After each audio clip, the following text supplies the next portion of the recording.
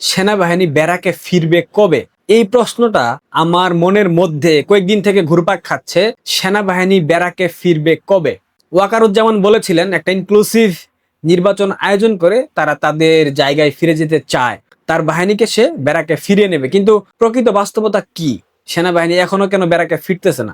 নির্বাচিত সরকারের প্রায় 3 মাস হতে চললো, এখনো ওয়াকারের সেনাবাহিনী কেন রাস্তায় রাস্তায় ঘুরে? অনেক ভাবনা চিন্তার পর এই প্রশ্নের উত্তরটা আমি খুঁজে বের করেছি। এর মধ্যে দেখলাম ঠিকানায় খালেদ মহিউদ্দিন যে টক শো আছে, সেখানে ব্যারিস্টার রুমিন ফারহানা তিনি ব্যাপারটা চমৎকার ভাবে বলেছেন। আসেন ভিডিওটা দেখি। নির্বাচিত সরকার আর্মিকে ব্যারাককে ফেরত পাঠাতে ব্যর্থ হয়েছে, এক। দুই হচ্ছে নির্বাচিত সরকার স্বীকার করে নিচ্ছে যে বাংলাদেশের আইন শৃঙ্খলা পরিস্থিতি ঠিক রাখা, মানে অ্যাটলিস্ট লিভেবল রাখা। বাংলাদেশের আইন শৃঙ্খলা পরিস্থিতি 5ই আগস্টের পর ঠিক বলাটা খুবই ভুল হবে। হ্যাঁ, লিভেবল বাংলাদেশ রাখা, সেই ক্যাপাসিটি, সেই কম্পিটেন্স গভর্নমেন্টের নাই। 3 হচ্ছে এই সরকার একই সঙ্গে এই বার্তাও দিচ্ছে যে আওয়ামী লীগ যদি রাজনৈতিকভাবে মাঠে নামে তাহলে তাকে মোকাবেলা করবার মতন সেই পলিটিক্যাল উইজডম বলেন বা পলিটিক্যাল স্ট্রেংথ বলেন বা পলিটিক্যাল পলিটিক্যাল ক্যাপাসিটি বলেন, সেটাও গভর্নমেন্টের নাই। এর বাইরে তো আমি আসলে কেন সেনাবাহিনী ব্যারাকে ফিরছে না তার জবাব দিতে পারবো না। ব্যারিস্টার রুমিন ফারহানা যে কথাগুলো বলেছেন একেবারে সাচা কথা, সত্য কথা। আওয়ামী লীগকে বিএনপি ভয় পাচ্ছে। বিএনপি ভাবতেছে আওয়ামী লীগ যদি কোনো কারণে মাঠে চলে আসে সেক্ষেত্রে তারা মোকাবিলা করতে পারবে না। অর্থাৎ আওয়ামী লীগকে সাংগঠনিকভাবে দমিয়ে রাখাবার জন্য কিংবা মোকাবেলা করার জন্য ওইটুক সক্ষমতা বিএনপির মধ্যে নাই। দ্বিতীয়ত, বাংলাদেশের আইন শৃঙ্খলা পরিস্থিতি জঘন্য, যার কারণে সেনাবাহিনীকে ব্যারাকে ফেরানো হচ্ছে না।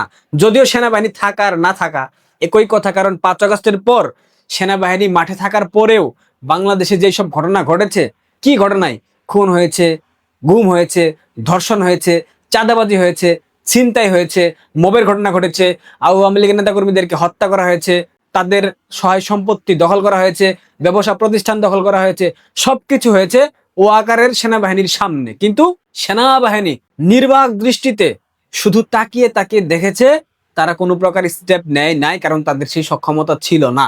আর সক্ষমতা থাকলেও তারা সেটা করে নাই, কারণ তারা উপভোগ করেছে তাদের প্রিয় দল, ওয়াকারের প্রিয় দল জামায়াত ইসলাম 71-এর প্রতিশোধ নিয়েছে 24 থেকে 26 পর্যন্ত। সেই প্রতিশোধ নিতে বাংলাদেশের সেনাবাহিনী সর্বাত্মক সহযোগিতা করেছে। এখানে ওয়াকার ছিল ক্যাপ্টেন। বাংলাদেশ সেনাবাহিনী স্বাধীনতার পর বাংলাদেশের জন্য কি করেছে? স্বাধীনতার পর সেনাবাহিনীর অবদান কি? বাংলাদেশের জাতির জনক বঙ্গবন্ধু শেখ মুজিবুর রহমানকে হত্যা করা, স্বৈরাচার ফ্যাসিস্ট প্রেসিডেন্ট জিয়াউর রহমানকে হত্যা করা, একাধিকবার কুয়ের মাধ্যমে ক্ষমতা দখল করা, নিরপরাধ মানুষদেরকে গুম করা, ডিজিএফআই নামক যে প্রতিষ্ঠান, এই প্রতিষ্ঠান কি করেছে অতীতে আমরা সেটা দেখেছি। সেনাবাহিনীর কোনো ভূমিকা বাংলাদেশে নাই। অনেকেই বলে বাংলাদেশের স্বাধীনতা এবং সার্বভৌমত্বের রক্ষক বাংলাদেশ সেনাবাহিনী। কিভাবে বাংলাদেশের স্বাধীনতা রক্ষা করেছে? স্বাধীনতার পর সেনাবাহিনী কার সাথে যুদ্ধ করেছে? মিয়ানমারের সাথে, ভারতের সাথে, পাকিস্তানের সাথে?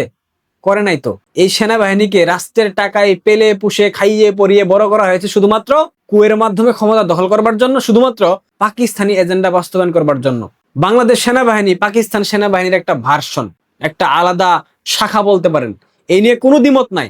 বাংলাদেশ সেনাবাহিনীতে বর্তমানে যেই পরিমাণ মৌলবাদী আছে, যেই পরিমাণ জিহাদি মন মানসিকতার সদস্য আছে, এটা যদি আপনারা প্রকৃত সত্য জানেন অবাক হয়ে যাবেন যে এরা কখনোই বাংলাদেশের স্বাধীনতা সার্বভৌমত্বে বিশ্বাস করে না, কিন্তু সেনাবাহিনীর মতো গুরুত্বপূর্ণ প্রতিষ্ঠানের সদস্য হয়ে বসে আছে। এটাই হচ্ছে বাংলাদেশ সেনাবাহিনীর বর্তমান পরিস্থিতি।